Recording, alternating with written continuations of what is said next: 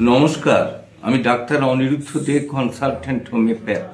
আজকে আমার ইউটিউব চ্যানেলে repair your anal fisher without taking medicine, আপনি আপনার মলদ্বারের ঘাস হারিয়ে নেন কোনো ওষুধ ব্যবহার না করে।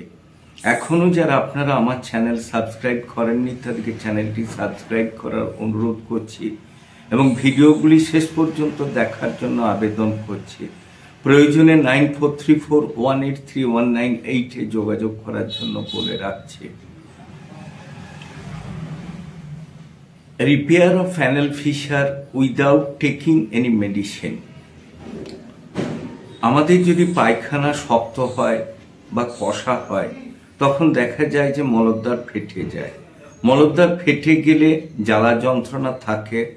সকালে পায়খানা বসতে যাবার পর ওখানটায় চাপ পড়ার ফলে সারাদিন অস্বস্তি যেমন থেকে যায় এবং দ্বিতীয়বার যদি আবার পায়খানা যেতে হয় আরো অস্বস্তিটা তীব্র হয় এবং সারাদিন প্রায় পারসিস্ট করে যায় এবং সবসময় ওখানে মন পড়ে থাকে, দপদপ করে, বিরক্ত লাগে, অস্বস্তি বোধ হয় এবং সর্বোপরি ওটা যদি অ্যাগ্রাভেট করে মানে খুব বেড়ে যায় সেক্ষেত্রে কিন্তু রক্তপাত হওয়াটা অস্বাভাবিক নয়।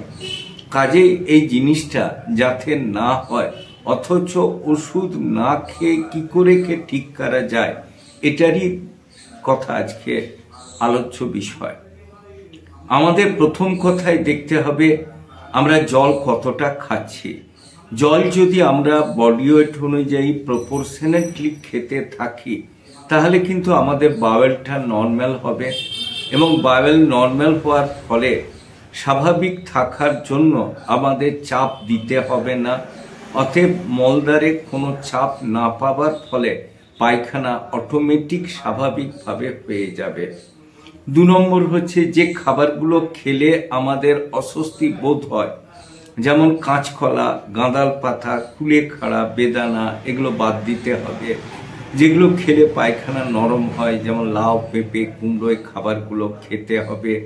এবং সর্বোপরি যেটা দরকার হচ্ছে তেল মশলা বা গ্রেভি, ঝোল বা বাটনা টোটালি এড়িয়ে যাওয়া প্রয়োজন আছে।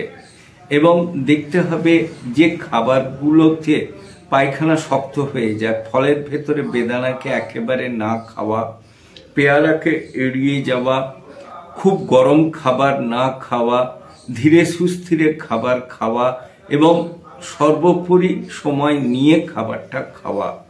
এগুলো যদি আমরা করতে পারি সেক্ষেত্রে সকালে উঠে আমাদের বাওয়েল ক্লিয়ার হবে, পায়খানা যাওয়াটা স্বাভাবিক হবে এবং আমাদের অস্বস্তিগুলো অনেক কম থাকার ফলে মলদ্বার ফেটে যাবার ব্যাপারটা থাকছে না, বা আগে যদি ফেটেও যেয়ে থাকে তার উপর চাপ না পড়ার ফলে ওটাও আস্তে আস্তে রিপেয়ারের দিকে এগিয়ে যাবে।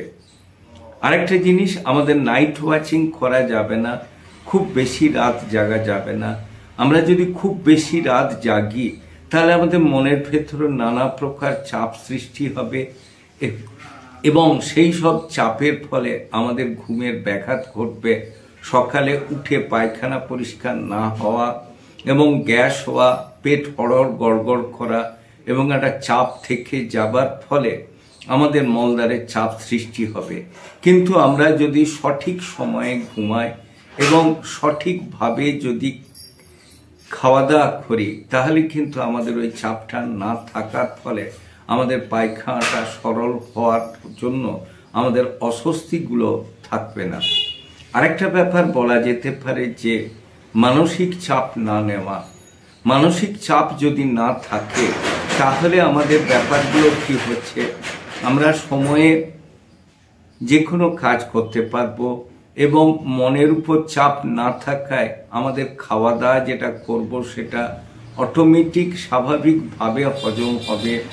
এবং সর্বোপরি যেটা দরকার হচ্ছে আমরা যদি নিজেরা নিজেদের ভেতরে আনন্দ ফুর্তিতে থাকি, নিজেদের প্রতি সময় খানিকটা স্পেয়ার করি, সেক্ষেত্রে কিন্তু আমাদের বাওয়েল ক্লিয়ার হবে না এটা ভাবার কোনো প্রয়োজন নেই।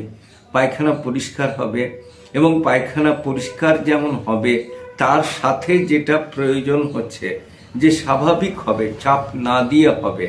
অতএব আমাদের অ্যানাল ফিশারের যেমন ভয় থাকবে না, তার সাথে যেটা প্রয়োজন হচ্ছে যদি থেকেও থাকে সেটা আস্তে আস্তে চাপ না পাওয়ার ফলে রিপেয়ারের দিকে এগিয়ে যাবে।